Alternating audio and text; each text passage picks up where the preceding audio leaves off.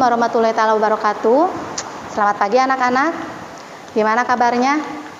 Hari ini Ibu akan membawakan materi MPLS yang kedua, yaitu tentang sekolah ramah anak.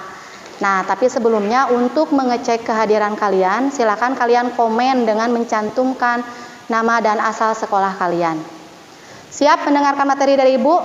Oke.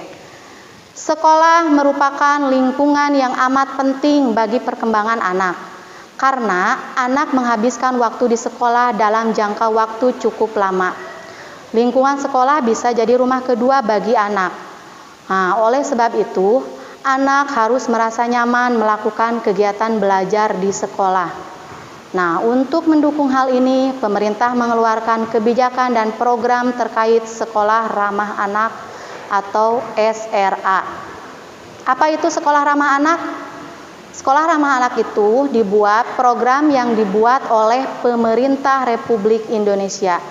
Nah, kebijakan ini dilansir oleh Kementerian Pemberdayaan Perempuan dan Perlindungan Anak Republik Indonesia atau Kemen PPPA.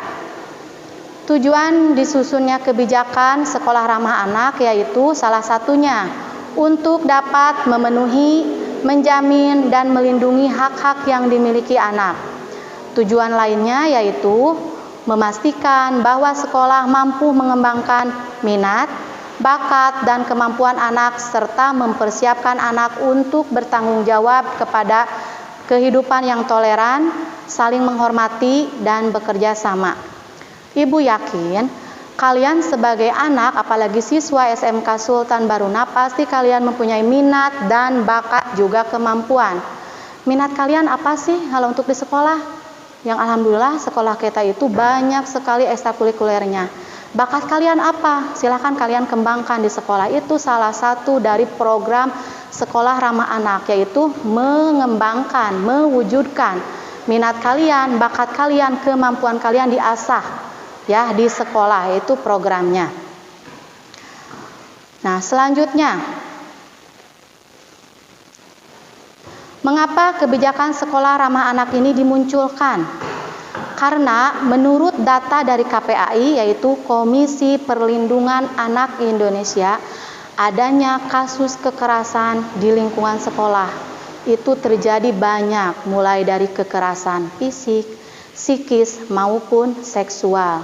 Nah, Ibu mau kasih contoh nih. Kalau untuk kekerasan fisik seperti apa? Mungkin kalian pernah melihat berita atau mendengar berita adanya guru yang memukul siswa, ataupun ada anak siswa yang memukul guru, ataupun ada siswa yang berkelahi dengan siswa. Nah, itu terjadi banyak sekali, pemberitaannya pun ada di berita, bisa kalian cek, bisa kalian lihat. Terus ada lagi kekerasan psikis. Kekerasan psikis itu seperti apa? Lebih ke batin ya, lebih ke batin. Contoh yang sangat-sangat banyak terjadi yaitu kasus bully ya, bullying.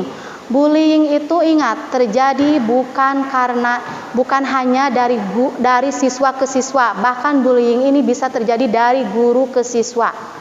Banyak sekali contoh kasusnya di sekolah adanya bullying. Biasanya bullying itu terjadi dari bisa dari ekonomi siswa, ataupun bisa terjadi dari fisik siswa tanpa kita sadari. Sering banget kasus seperti ini yang niatnya awalnya bercanda, tanpa kita sadari kita misalnya bercanda mengejek, hei kamu hitam, hei kamu pendek, ataupun hei kamu gemuk. Mungkin buat kita itu bercanda, tapi kita harus tahu bagaimana perasaan orang yang kita bercandain itu. Mungkin saja buat mereka itu sangat-sangat menyakiti hati mereka. Nah, oleh sebab itu kalian harus benar-benar hati-hati dalam ucapan kalian. Ya, ingat, tidak semua yang kalian katakan, tidak semua yang kalian anggap bercanda itu bisa diterima oleh orang. Karena kita tidak tahu karakter orang itu masing-masing itu seperti apa. Untuk menghindari bullying terjadi, apa yang harus kita lakukan? Yaitu salah satunya hindarilah hal-hal seperti itu. Jangan hal-hal seperti itu tuh dibikin atau dijadikan kebiasaan, ya. Bercanda-bercanda yang seperti itu dijadikan kalian kebiasaan, ya. Terus ada nggak sih Bu kasus dari guru yang membuli siswa? Ya oke, Ibu juga seorang guru, mungkin Ibu juga sama, mungkin tanpa disadari karena Ibu juga manusia, Ibu juga sering misalnya bukan membuli, tidak bermaksud membuli. Misalnya kenapa kamu tanpa disadari nih seorang guru, kamu itu bodoh, kamu itu males. Mungkin buat kalau dipikir-pikir itu hal kata-kata biasa saja, tapi kita tidak tahu apalagi kalau posisinya nih misalnya di kelas. Di kelas kita misalnya tanpa disadari, kenapa sih kamu males, kamu itu bodoh, kamu itu nakal. Depan teman-teman itu pun bisa menjadi kasus bully karena kita tidak tahu perasaan dia bagaimana, menyakiti psikis dia, menyakiti batin dia. Ya, oleh sebab itu marilah kita bersama-sama menghindari salah satu kekerasan psikis ini yaitu bully ini ya. Kita hindari, kita saling mengingatkan. Kalaupun misalnya ibu membuat kesalahan seperti itu, silahkan kalian tegur ibu, atau teman kalian pun ada yang melakukan hal seperti itu, silahkan kalian tegur mereka untuk kebaikan bersama dan mewujudkan sekolah ramah anak ini ya. Ada lagi contoh di lingkungan sekolah. Awas, tadi kan ada kekerasan fisik, kekerasan psikis, dan juga ada kekerasan seksual. Seperti apa sih kekerasan seksual? Pernah nggak kalian mendengar atau melihat, biasanya suka ada di berita, ada siswa temannya misalnya megang bagian intim perempuan, misalnya maaf ya bokong atau dada. Nah menurut ibu itu sama masuk ke kekerasan seksual apabila orang yang bersangkutan tidak menerima. Ya sekali lagi apabila orang yang bersangkutan tidak menerima. Jadi tetap kalian harus menghormati ya, menghormati sesama. Kalaupun menghormati sesama tidak boleh melakukan tindakan-tindakan seperti itu. Terus seksual itu ada juga nggak Bu? Kalau bukan yang menyentuh fisik ada. Contohnya kita nge-WA atau kita menyebarkan foto-foto, misalnya maaf ya ada foto-foto syur atau bugil seperti itu, iseng kita sebarkan, itu pun sama bisa masuk, itu bahkan bisa masuk ke psikis dan juga seksual ya, itu sama. Ada juga selain dari kekerasan itu ya, pemerintah itu mengadakan sekolah ramah anak itu yaitu supaya sekolah itu bersih, aman, rapih, tertib dan bebas dari kekerasan. Nah tadi kan udah ya contoh kekerasan, sekarang contoh dari bersih, lingkungan yang bersih. Terus pernah nggak kalian mendengar adanya keracunan pada anak di sekolah? Makanya kenapa tidak boleh disarankan tidak boleh jajan sembarangan ya.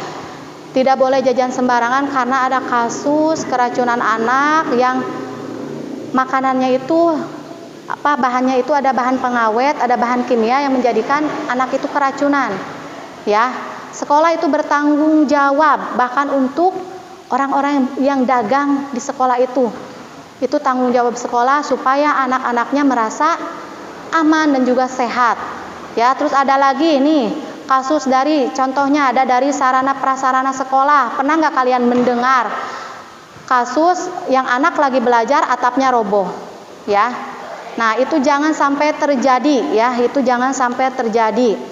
Terus oh ya, untuk kekerasan yang tadi kepemilikan ponsel, makanya ada bijaklah menggunakan ponsel, sosial media dan sebagainya, karena ada itu terjadi kekerasan lewat ponsel. Seperti apa contoh nih, kita berteman, ketemuan di Facebook, adanya langsung ada pemerkosaan dan sebagainya, atau seperti tadi kasus tadi menyebarkan foto dan sebagainya, itu pun sama kekerasan lewat ponsel dan itu bisa benar-benar tidak boleh ya di sekolah. Nah terus ada pengaruh teman nih, pengaruh teman contohnya dari mulai merokok, obat-obatan, itu juga bisa terjadi dan itu sekolah itu bertanggung jawab dan harus ya untuk mewujudkan sekolah ramah anak. Nah tadi sudah Ibu bilang kriteria SRA itu apa, kriteria sekolah ramah anak itu apa? Sekolah yang bersih, aman, rapi, tertib dan bebas dari kekerasan. Caranya gimana? Ya caranya kita harus benar-benar bekerja sama untuk mewujudkan sekolah ramah anak ini. Ya, tadi kan sekolah ramah anak itu supaya sekolah bersih, aman, rapi, tertib dan bebas kekerasan. Itu untuk siapa? Untuk kesejahteraan semuanya, untuk sekolah dan untuk kalian sebagai siswa ya. Nah, semua ini akan terwujud apabila adanya kerjasama dari pihak sekolah, siswa, dan juga orang tua. Makanya, marilah kita dukung bersama-sama program Sekolah Ramah Anak ini demi menciptakan generasi yang cerdas, bukan hanya cerdas saja, tetapi berkarakter. Semangat! Assalamualaikum. Terima kasih.